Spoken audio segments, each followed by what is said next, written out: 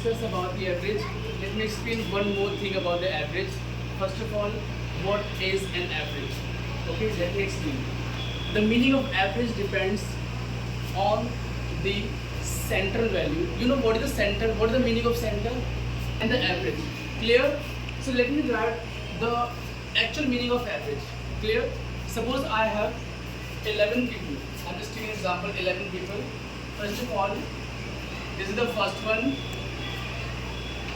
second, third, fourth, fifth, sixth,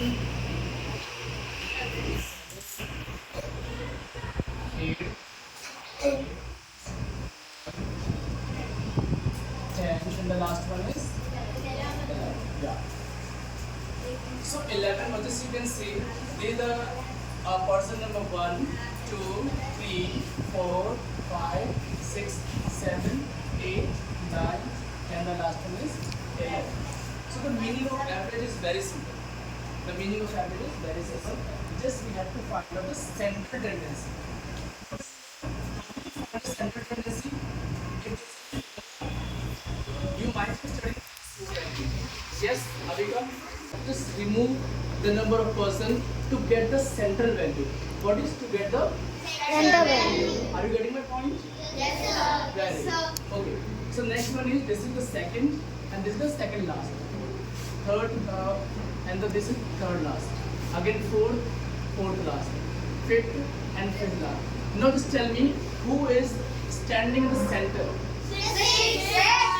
Person number 6. But this is the pictorial representation of the average. But how can you find a numerical method?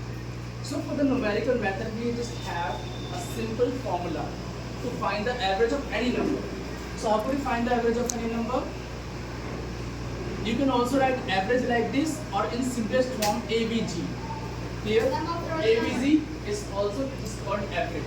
So what is the formula? Sum of total number. very good. Sum of Total number. you can also say sum of all the terms divided by total terms. Yes, you can also say items, terms, observations. There are many things. Clear? So sum of all the terms and total number of terms.